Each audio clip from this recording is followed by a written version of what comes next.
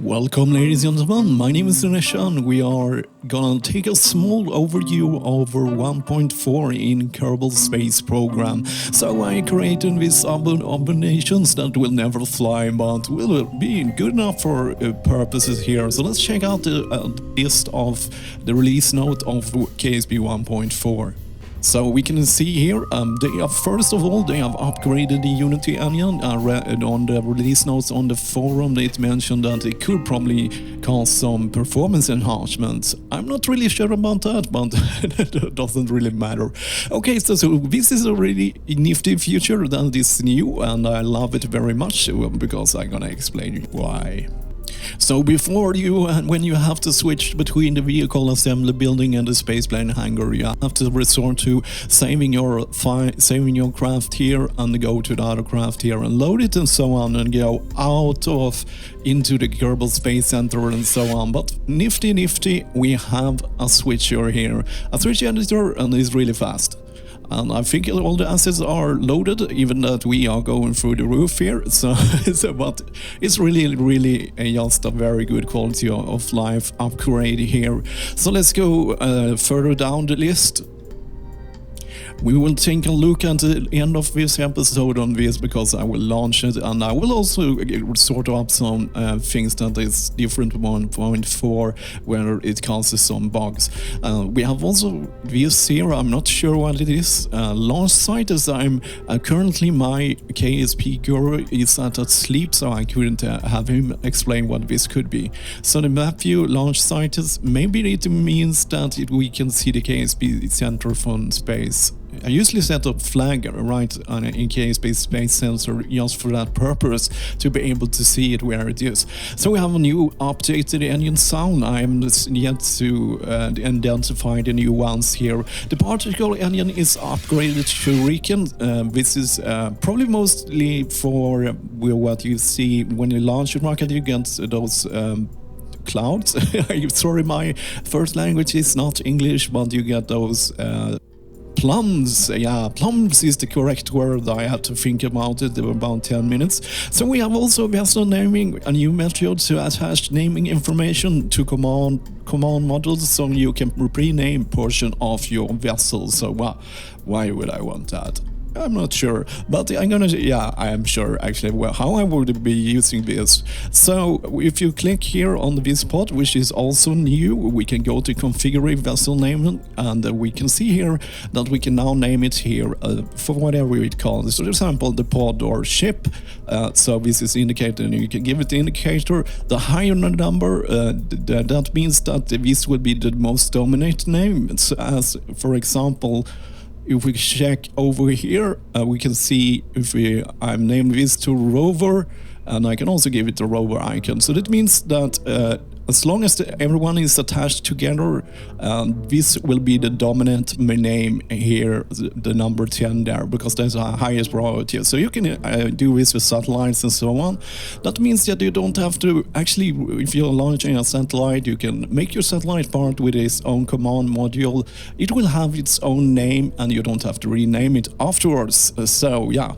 Once again, a quality of life. I really like that because I really hate that. Sometimes I forget to launch a satellite, and it is called Untitled Ship 789. So yes, stupid jokes aside, let's continue on our list here. We have 4 new languages. That would be really nice if you talk those languages. I only talk a bit German, and I know Italian and pizza names. Okay, sorry. Let's go further down the list. So now we have come to what I find quite interesting here is we have 2 types of new fuel tanks. That is completely new for KSP here. Let me show you guys. I have attached 8 of them around this rocket here. It kind of reminds me of this one. So you kind of have a floating theme here. So this one is called baguette, and this one is called dumpling. So it's kind of, you can probably do some cool stuff without the new design here, and they are really easy to attach to already tanks if you need a small amount extra delta V. So yeah, that's really cool. So let's go. Also we have the stack stack separators have gotten a new model and a more uniform look here. As we can see here, we have the stackers that attach from both sides. And I think this one is the new one, a really huge one. So yeah, it looks like, but no more, you will get a more uniform look. Speaking of which, we can see here updated, changed part files and new textures. So let's see here. As you can see, once I was referring all these new parts there, this is a newish part, I would say. If we take a look at the pod here, this is the MK1-31, the old one was -1. So what's kind of cool about this one is I actually added some monofrosters there, I think there, and a new texture, so it will be a little bit easier to use. That means you don't have to attach any monofrosters on this pod. It was already on the pod there. So let's see here. So the reason why I'm using in the list is here, so I don't miss anything. So yeah, and another thing with the fuel tanks is that you now can choose different textures. As you can see, this is both Rockomax X200, but I can change it from this one, so you can get a more uniform look, or the old one here. And there is a little bit difference from the different let's see if I can attach this somewhere. The super big one, so you can see it has a little bit different look. If you go to the orange one, let's see if I can probably attach it under here. So you can see here, and that looks like exactly like the old Rockomax here, but now you can kind of combine them there. So there are new textures and models for those. So that's kind of cool.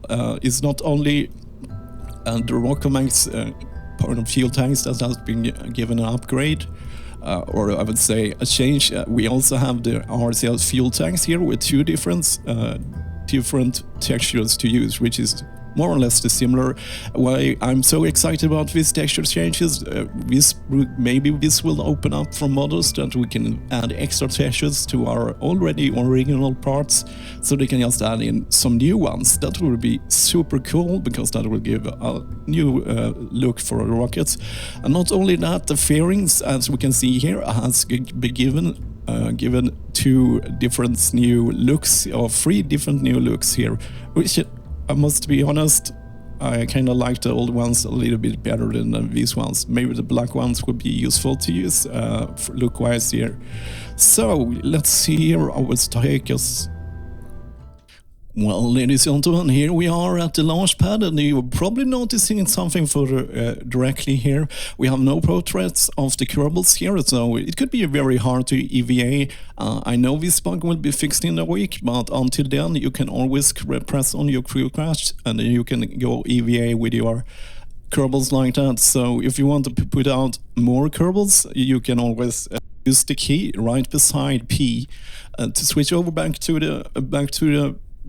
the ship and put another one out there, and then we can just make some Kerbal suicide there. Sorry, Charlene. Back to the launch pad, and we want to try out one of the coolest updates in this 1.4, and that is of course the parachutes, but we can't parachute so close to the ground, so we need to go very fast. So let's go.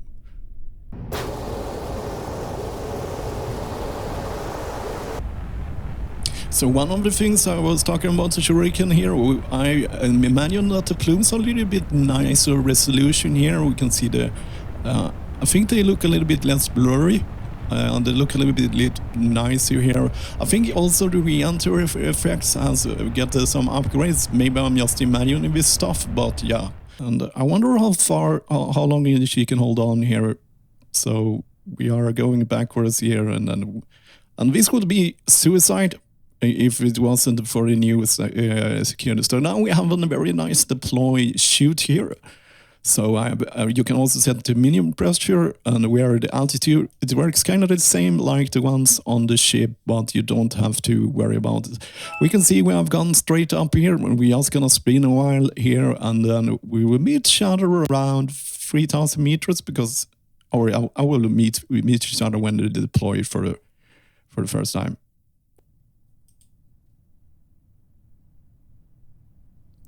So our chute has deployed, so we have started to break our speed here in Physical Ops 4, so I don't bore you guys too much. And I must say, I really like the look of this. This is really cool, because this actually means that you don't have to rely on all the... Oh, that was just our rocket exploding. We don't have to rely on the pods, parachutes, or sails. So if you do some stupid head launches, you can actually say one. Yeah, I have tried this out and tested the limit, and I actually did a re-entry with a Kerbal from space. I just threw it into the atmosphere, and it managed to survive. And then I came all the way to the ground. So the cool thing, another cool thing about these parachutes, as you will see soon here, and they are not just breaking our speed, they are actually a little bit controllable. So if we go this way, we can use it to glide hanging all the way back to the space center.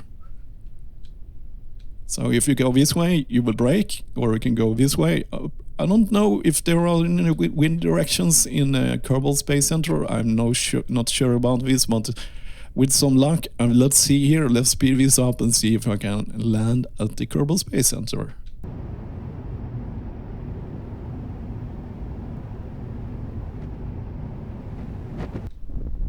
Then I can brake myself like this.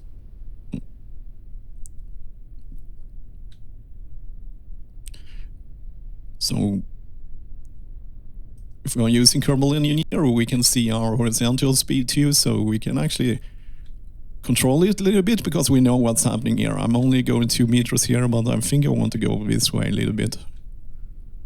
Let's see if we can land inside that thing there.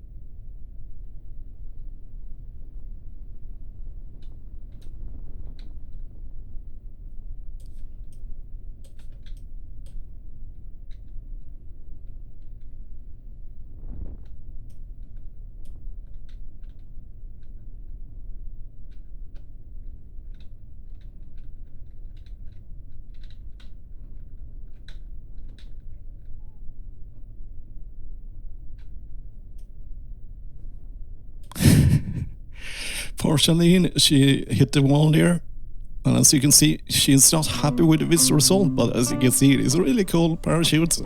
Just imagine all the fun things you can do on other planets. So that was everything for this small overview of 1.4, and as always, thank you for watching.